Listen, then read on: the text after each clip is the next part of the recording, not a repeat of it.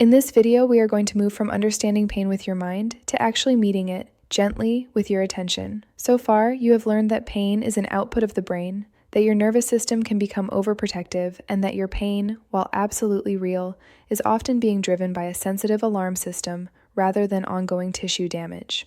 You have also started to practice a new inner story about your pain, one that treats it as an oversensitive alarm instead of proof that you are broken.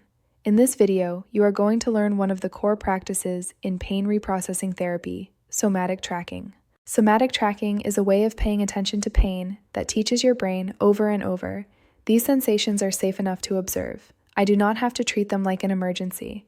It is simple, but it is not always easy, and it is one of the most powerful tools you can use to send new learning into your nervous system. We will talk about what somatic tracking is, what it is not, why it works, and then I will guide you through a gentle practice you can follow along with. You do not need to get it perfect, you only need to be willing to try.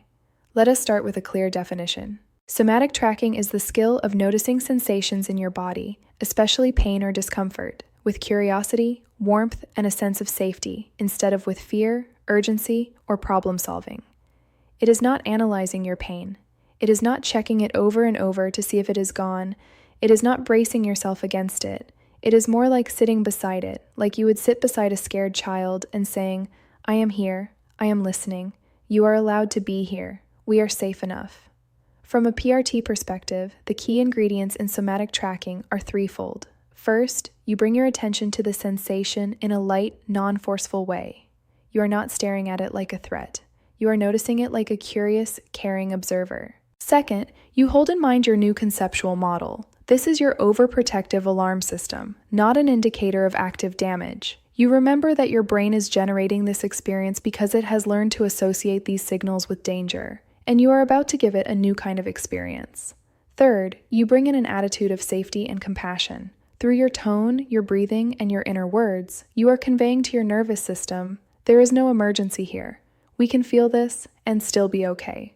When you do all three at once, gentle attention, new understanding, and a sense of safety, you are essentially giving your brain a corrective learning experience. The brain is expecting danger. Instead, it encounters calm. Over time, this mismatch between expectation and reality drives change. Now, let us be very clear about what somatic tracking is not, because this is where some people accidentally turn it into another way to scare themselves. Somatic tracking is not scanning your body all day for problems. It is not continuously asking, is it better now? How about now? What about now? That kind of checking tends to amplify pain because it tells your brain that you are on high alert. It is like constantly peeking out the window to see if there is a burglar. Eventually, everything starts to look suspicious. Somatic tracking is also not gritting your teeth and forcing yourself to endure pain in the hope that it will go away. This is not exposure therapy in the old, harsh sense of, just tough it out. The quality of your attention matters as much as the act of paying attention.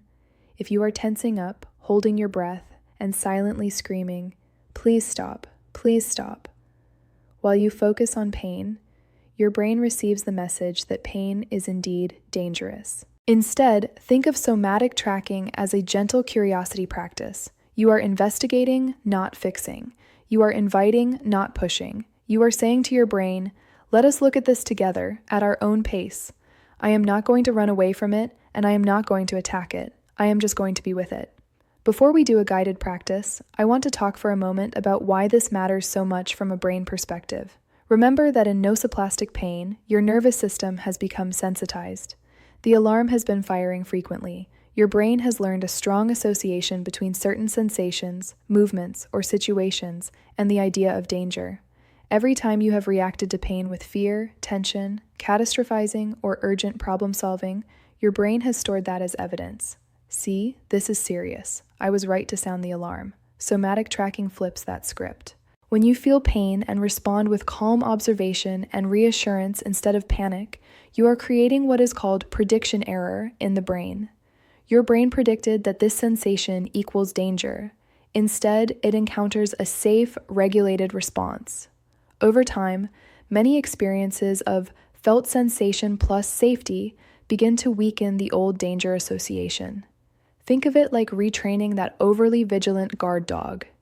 Each time a friend comes to the door and you stay calm, speak softly, maybe give the dog a treat, the dog's nervous system registers, oh, maybe not everyone at the door is a threat. If instead you yank the dog away, shout, or hide, the dog learns, yes, there really must be danger here. Your internal responses to pain work the same way. Now, let us move into a simple, guided somatic tracking exercise. You can follow along as you are, wherever you are. You do not have to be in a perfect quiet place, though that can help at first. If it feels safe to do so, you might sit down or lie down somewhere reasonably comfortable. We will go step by step. First, take a moment to settle your body. You do not need to sit perfectly upright or in any special posture.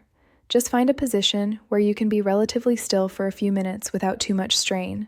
Let your hands rest somewhere they do not have to work. If it feels okay, you might let your eyes gently close, or you can soften your gaze at a point in front of you. Begin by noticing your breath. You do not have to change it at first. Just notice the rhythm of air moving in and out. Feel your chest or belly rise a little as you inhale and fall as you exhale. If it feels comfortable, you can slightly lengthen your exhale, as if you are slowly sighing out through your mouth. Longer exhales tend to send a calming signal to your nervous system. Now, gently bring your attention to where you most notice pain or discomfort right now.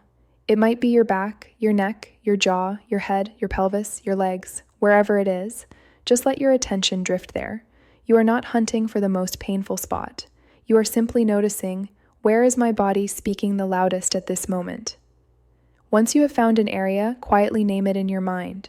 For example, sensation in my lower back, or tightness in my neck, or throbbing in my temple.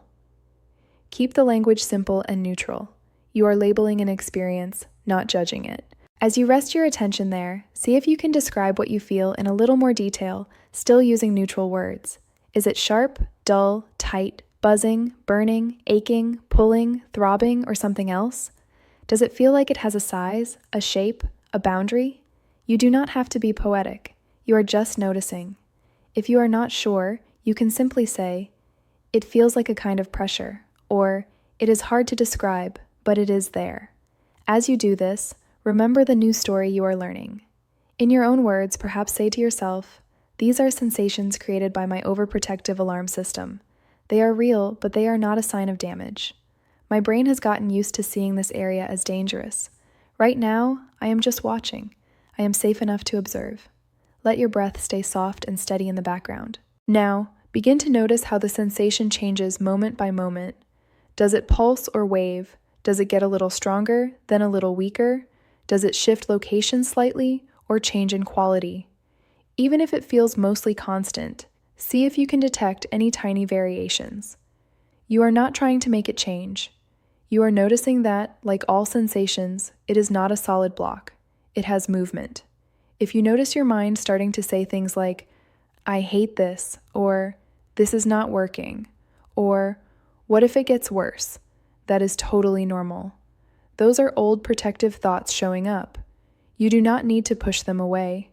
Gently acknowledge them, maybe with a phrase like, thank you, mind, I know you are trying to keep me safe. And then bring your focus back to the raw sensation and to your calmer inner voice. You might quietly say to the painful area, I know you are trying to protect me. You have been working hard for a long time. You can relax a little now. I am listening, and I am also safe.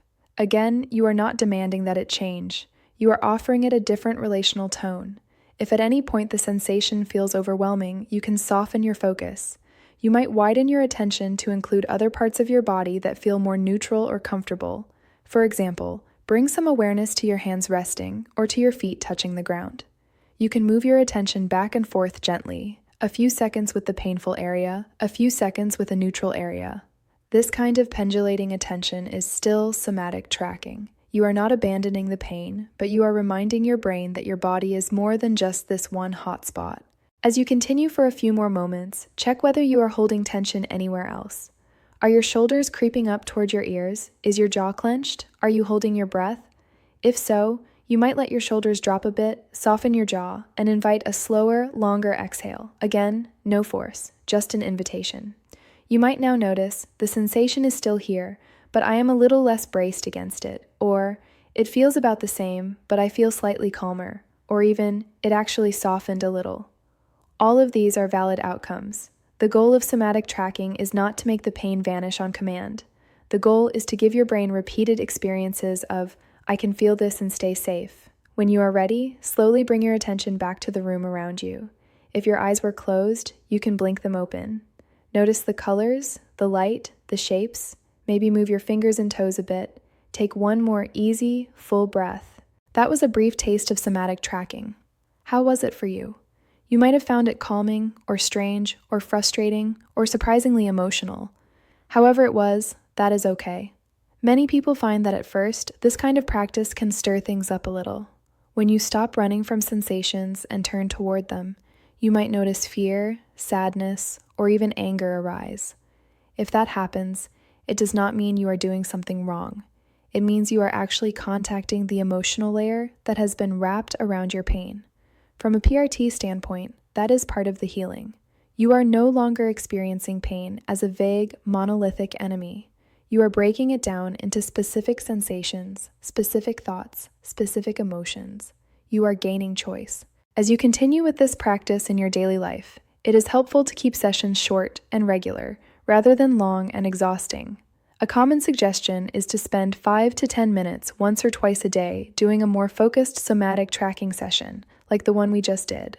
On top of that, you can sprinkle in tiny micro moments during your day, 10 or 20 seconds of noticing a sensation with curiosity and reassurance instead of fear. You might be sitting at your desk and notice a familiar ache. Instead of tensing and thinking, "Not again," you pause for a few breaths, label it, remind yourself of the overprotective alarm and soften around it. Then you continue your day. Each of those small moments is like one more rep at the gym for your nervous system. As we move forward in the course, you will also learn how to combine somatic tracking with gentle movement and with graded exposure to activities you have been avoiding. That combination, new understanding, somatic tracking, and safe movement, is at the heart of PRT. For now, you have learned the essence of somatic tracking, noticing sensations with gentle attention, holding a brain-based understanding of pain, and sending signals of safety rather than fear. After this video, if you feel up to it, you might choose one time today or tomorrow to practice a short 3-minute version on your own. You do not have to recreate the whole guided session. Just remember the basic steps. Settle, notice, name, observe, reassure, and then return to your life. You are not trying to win a battle with pain. You are retraining a nervous system that has been trying to protect you for a long time. Every time you meet your sensations with this new kind of attention, you strengthen the possibility of change.